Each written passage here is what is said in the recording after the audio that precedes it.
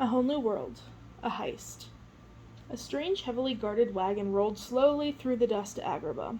Silhouetted against the sky behind it were the mountains of Atrasac, small, sharp gray, and mostly lifeless. Whatever the caravan had brought back from the lands beyond these mountains was important enough to require 2 armored drivers, 2 black and red palace soldiers marching on their side, and the genie, hovering silently above them, blue hands spread in readiness for something. When this strange procession quieted, except for the squeaking of the wheels and the occasional chuffing of the camels came through the rarely used northeastern city gates, the silence was immediately broken. A dozen little kids ran to greet them, armed with pails, cups, and pitchers. They clanged and brandished these with their heads to get attention. "May I quench your thirst, honored guards? Water your camels, esteemed effendi? Good sir, have a drink? Want some water?"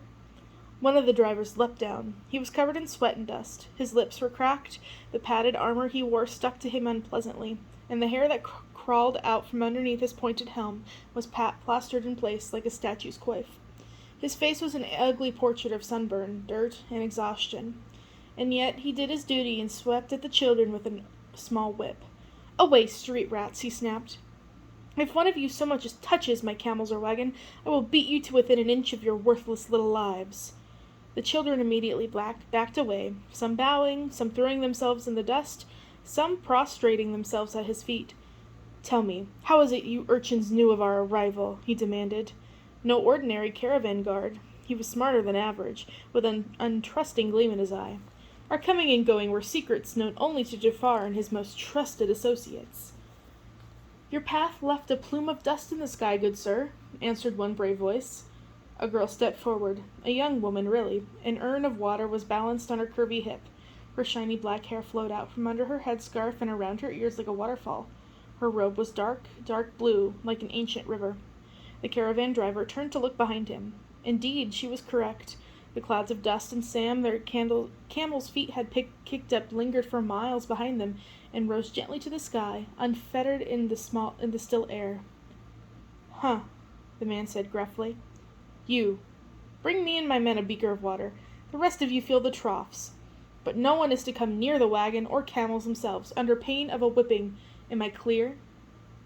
Murmurs of assent mixed with the sounds of bare feet slapping the dirt as the children scattered to do his wishes. The girl carefully and slowly poured a ladle of water for the men and held it out to him. "When I am done with your men, is there no one in the cart to attend to?" The driver drank the water with the slow, measured pace of one who is used to self-control. He would not make himself sick by gulping cold water.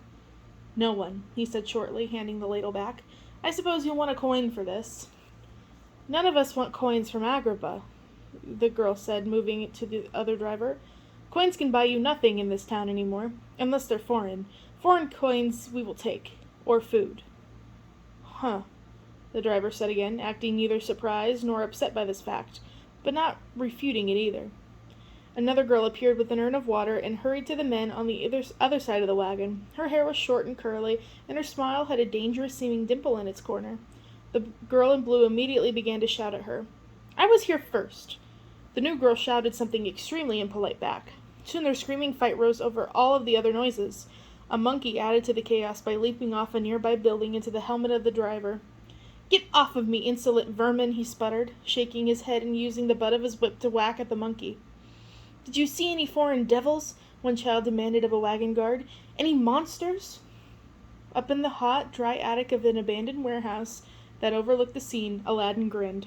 "That's my cue." He scrambled out the window and scurried down the wall, keeping an eye on the scene below him. In the loud, chaotic activity, no one had noticed his spider-like descent, at least no one who wasn't meant to. The children and the water girls, and Abu, raised the level of confusion with more running, shouting, and sloshing of water. Then Aladdin's foot caught on an old trellis. A piece of weakened by dry rock clattered down to the road. "The floating djinn," the girl said with a dimple, said loudly, breaking off her fight with the girl in blue. When the girl started to turn around to look, "Does he require water too?" It worked. The guards turned to her. One gave a lavish grin. "I'll bet you'd like to wait on a djinn, wouldn't you, slattern? But no, he does not require food or water, or anything else real men require." Aladdin breathed a sigh of relief.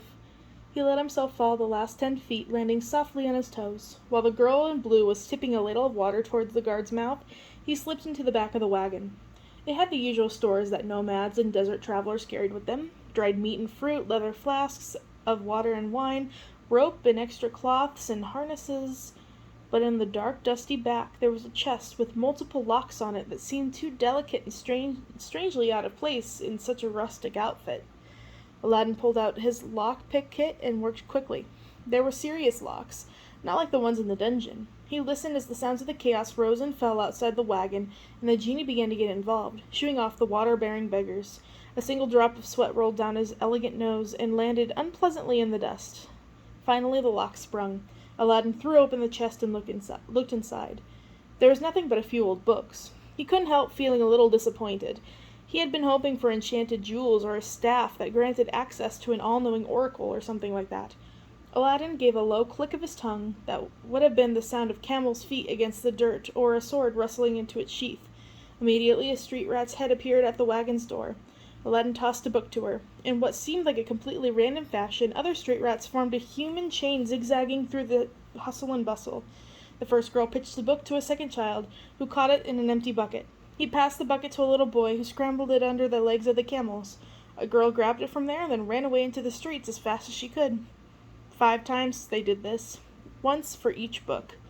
From the level of the noise outside, Aladdin could tell the drivers and guards were getting antsy. Now that they had slacked their desert thirst, they were ready to go back to the palace to report and then retire. To the baths, probably. The crowd of water-bearers was being driven off with words and whips. As soon as the chest was empty, Aladdin closed it with a snap and refastened all the locks, making sure the pins fell in the same way he had found them. He grabbed the edge of the wagon's floor and slipped himself under it. The guards tossed foreign coins and oranges as far away from themselves as they could. The children went flying after the goodies. The driver whistled and slapped a camel on its flank. The wagon slowly lumbered off. The 2 water girls stood close behind to watch them go, and also to quickly drape Aladdin in a woman's robe that he rose up into as soon as he came from under the wagon, like a magician appearing from a basket. When the wagon's guards and camels were a ways down the street, the genie looked back at Aladdin. He gave a nod. Aladdin nodded back. Then the genie turned and continued following his words, looking serious, almost sad. There was something about the genie's face. It was instantly likable, more suited to smiles and grins than the frowns and grimaces he always seemed to have. He was far more human than Aladdin imagined a djinn would be. In different time, he could almost see the 2 of them becoming friends, or at least talking, or... Aladdin shook his head. Another time, another place. Meanwhile, the street rats had to disperse and go their separate ways back to Morgana and Dubon's secret lair. Without even saying a word to each other, the 3 girls melded into the shadows.